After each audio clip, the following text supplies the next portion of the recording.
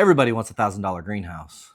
I just landed about 20 little mini greenhouses for $0. Today I'm going to show you how to take literal trash and show you how to turn it into a high-performing seed starting machine. But we're not going to just do a tutorial on how to do this. We're going to do some experimentation. Can these little miniature greenhouses outperform the setup I got back here? Can they outperform a low tunnel? Can they outperform a little window on a GreenStalk? We will see, time will tell. Let's get into it. So, first thing we need to do is take these little guys and we need to turn them into miniature greenhouses.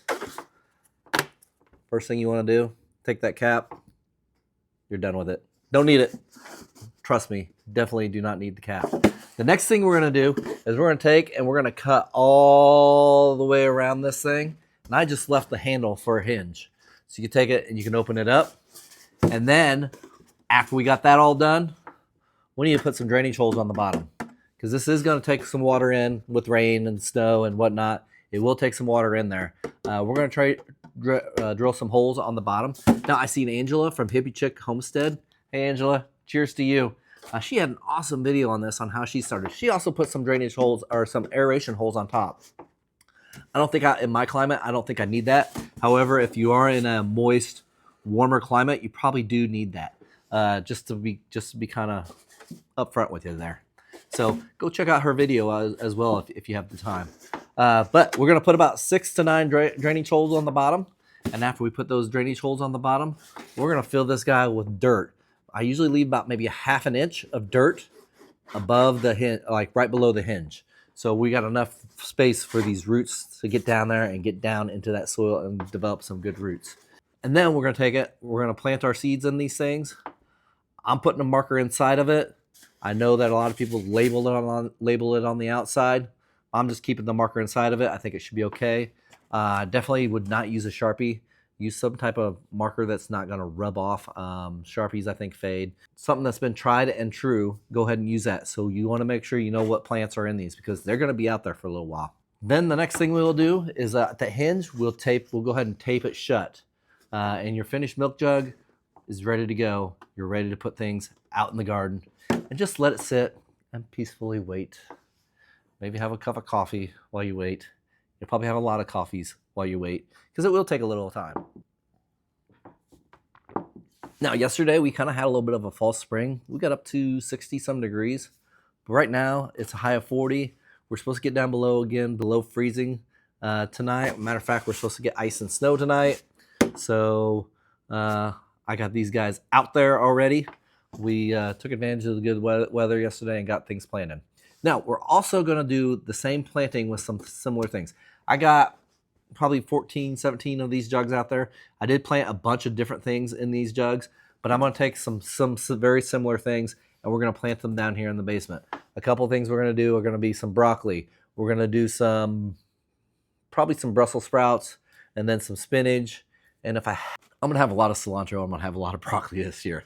But we can always give away to our family and neighbors too. So the other thing that we're going to do as well is I am going to get my row covers back up over some of these plants. And we're going to try to get some things planted in the low tunnels outside if we can. A little bit cold today, but we'll try to get that done as soon as we can today.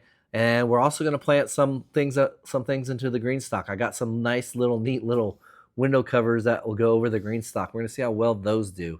No offense to GreenStalk, but I just have a feeling that those are going to probably perform the worst. But that's just because there's a lot of air that can get through those things. We'll see. I might be surprised. I don't know.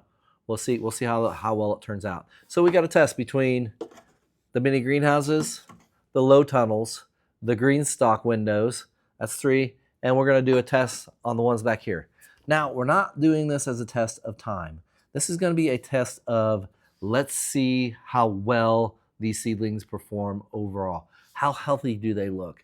What advantages are there to starting a little greenhouse, or doing it out in low tunnel, or doing it in the GreenStalk with a little window, or doing it back here in my grow room setup?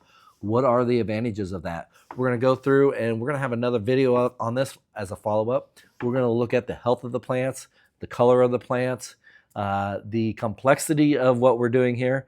How hard is it to do this versus plant back here? It's about the same, I'll tell you that. But the tricky part is going to be taking these plants back here and bringing them outside. That hardening off process can be rather tedious, and it can be really harsh on plants. I have a feeling with these, we're not going to have to do that process. So this might be a new method I might be doing, especially after watching that video from Angela over at Hippie Chick Homestead. So also with some of these milk jugs, there are some things that require a little bit of cold stratification. So we're going to be doing these as a little test with these guys too, because we are supposed to have some freezing temperatures, not real harsh freezing temperatures, but some freezing temperatures, some cold temperatures. Things like that lavender I planted, I think that they will benefit from this. So we'll definitely see how well that works. Most of these vegetables are cold weather vegetables, like your broccoli, your Brussels sprouts, your cilantro, your spinach. They do like the cooler weather. Matter of fact, I do have 2 milk jugs here. I am going to try one with some peppers and one with some tomatoes, since I'm planting tomatoes and peppers here. That'll be the true test of this.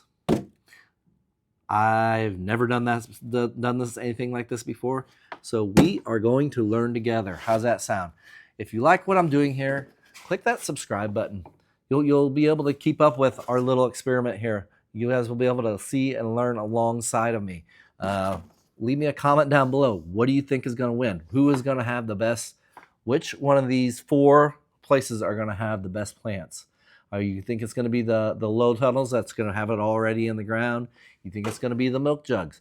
You think it'll be the GreenStalk? Or Doug's old method back here with the grow room? I tell you what, I'd really appreciate it if this did work, because this would save me a lot of space back here. Not so much that I might do my peppers and stuff, but we'll see. I got extra seeds. It's just going to be the cost of seeds and the cost of time. So we will see. And as always, everybody, make sure you give me that thumbs up. I really do appreciate all of you guys. Cheers and God bless.